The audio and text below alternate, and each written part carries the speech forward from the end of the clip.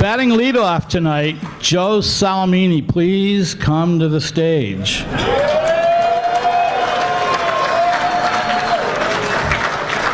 So Joe, no, it's not Bernie Sanders. I know he looks like Bernie, but it's really Joe Solimine.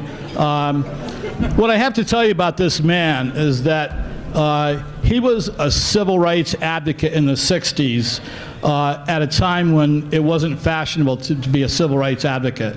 And Joe unified his team, and in the minor leagues when he played for the Pittsburgh Pirates, any organization that would not allow an African American to eat there, Joe said, then none of us are going to eat there, we're leaving. So that's the kind of man who stands before you, a wonderful man, Joe Solimine.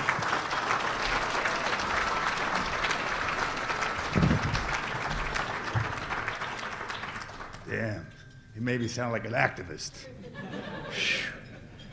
So he said to me, do you want to speak last? I said, yeah. And he's got me speaking first. So I guess if you turn the program upside down, I'm speaking last. A couple of administrative things. I get a call this summer from Rennie, and he says, you got 10 minutes, I want to interview you. I said, sure. We speak for about 10 minutes. I tell him this story, and he says, welcome to the Hall of Fame. I said, well, that's something else. I said, what would you like me to speak about? He says, maybe you could speak a little bit about the brotherhood of baseball. I said, okay, I'll give that a shot. First, I'd like to acknowledge my family and friends and my wife, Joan, for 57 years.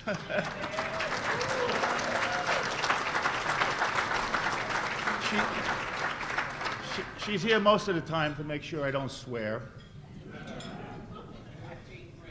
To be fair, and my 13 grandchildren, to be fair, when you spend 70 years in the dugout, you swear. You can't help yourself. I can even swear in Spanish, and I don't speak Spanish. Now, I've been speaking for a couple of minutes, and I know some of you are thinking, where do I know that guy from? I get that all the time. Pre-COVID, I'm at a Billy Joel concert in Madison Square Garden. I'm walking in the rotunda, and people are nodding and waving, give me the high sign. And my wife says to me, you know those folks? I said, I haven't got a clue.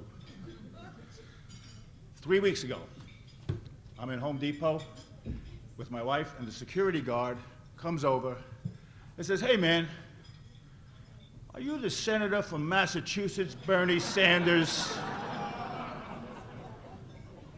He's chasing me all over the store, not accepting my denial. Wouldn't it be something if you really admitted Bernie Sanders tonight instead of Joe? Holy crap. I can assure you the closest he's ever been to a baseball is 2 tickets to a Red Sox game. So where does it begin? My dad is a manager of a semi-pro baseball team called the Pelham Bay Senecas in the Bronx. The home field is under the Whitestone Bridge called Ferry Point Park, about 1.5 miles from Shea Stadium. There's a picture of me in front of the team, and it looks like I'm about 2.5, 3 years old. I don't remember too much about the games themselves. It's amazing what you remember when you're 2 or 3 years old. I remember my dad going to these funny-looking houses and picking up his ball players to play in the game. It was 1946, and these guys were coming home from World War II. GIs. Staying organized.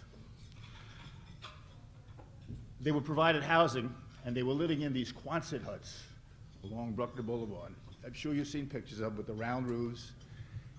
And you could just tell that even as young as I was, these guys were happy to be playing baseball. About 5 years later, my dad gives up baseball managing and becomes an umpire. I understand he was a pretty good one. He even had an opportunity to play umpire in the minor leagues, but he chose not to.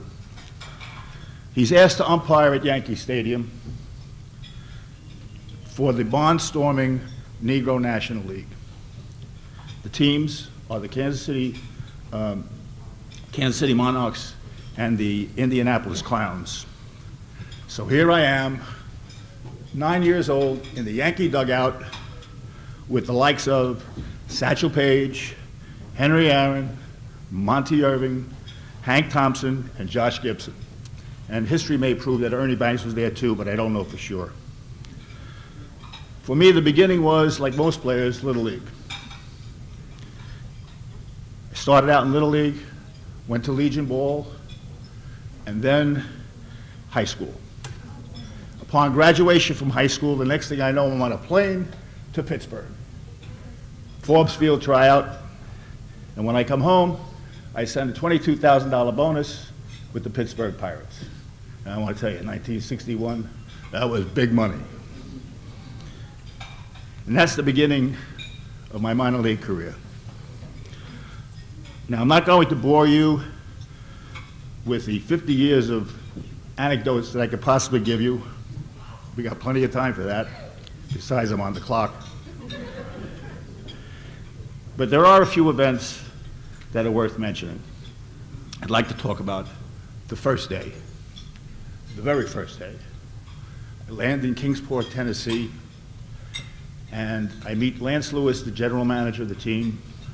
We get in the car and we drive 3 hours to Harlan, Kentucky.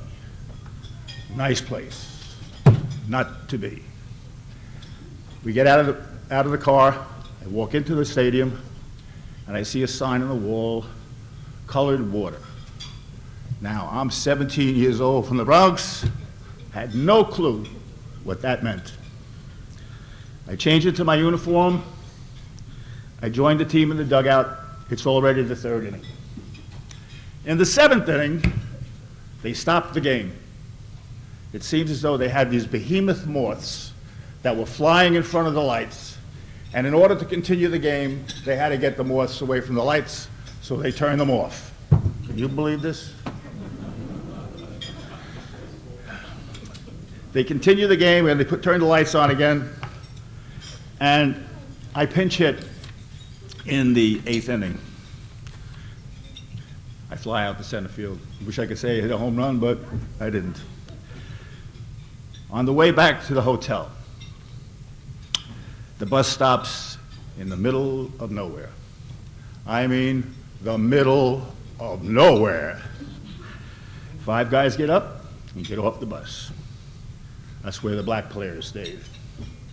Welcome to baseball in the South. Upon my return to Kingsport, we have a home place, Kingsport, Tennessee. I stay in the Homestead Hotel. And my roommate is Francisco de la Mota from the Dominican Republic. He knew 2 words in English, hello and steak. From 1961 to 1970, from rookie league to 3 AAA leagues, 2 winter leagues, I was traded twice, and I played in 4 organizations: Pittsburgh, Minnesota, Oakland, and Montreal that don't even exist anymore. I was a journeyman. Wasn't good enough to play in the big leagues, but I was a journeyman. I played against many players that made the big leagues, too numerous to mention, but I played for a number of managers.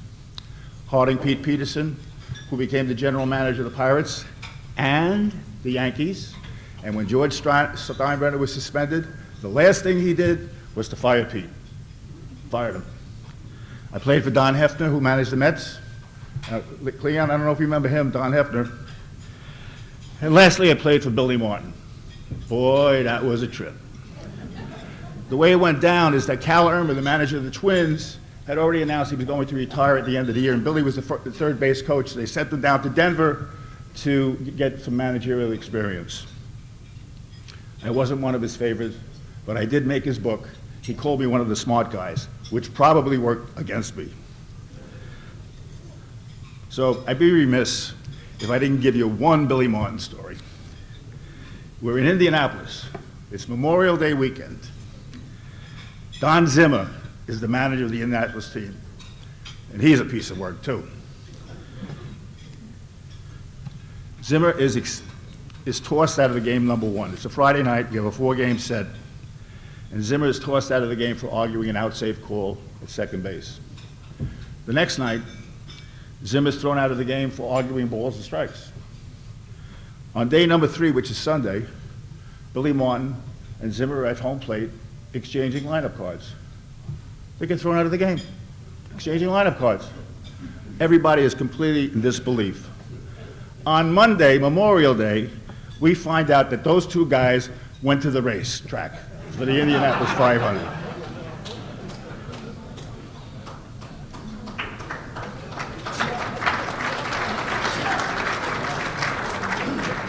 That's the first time anybody's ever clapped for me. I feel so good. In 1970, I retire and become the manager of amateur players. I try to teach them the little things that make the game great.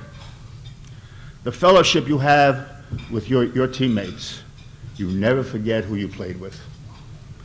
In 1979, I get a call from the New York Yankees. They want me to pitch batting practice to Bobby Brown, a switch-hitting center fielder that comes up from the minors. I get through around maybe 3:30 or so. I'm driving home in the car, and I hear that Thurman Munson perished in the plane that day. The next day, I'm in the clubhouse. What a mess. It was a bunch of very upset players, and I can tell you, they lost their brother. In 2013, and this kind of reflects what Rennie was indicating, my daughter Jennifer calls me up. She has come across an article out of a Canadian magazine. They're interviewing my friend and former teammate Bob Oliver. God rest his soul. He recalls that in 1964, the year civil rights was passed, there were 3 white players, myself included, that refused to go into a restaurant unless all the black players could too. 50 years later, Bob still remembered that incident. Thank you, brother. The conclusion drawn for me is that baseball is not just a game. That is why it is still considered by many the national pastime. I'm proud to have made a contribution to this great game, and I thank you very much.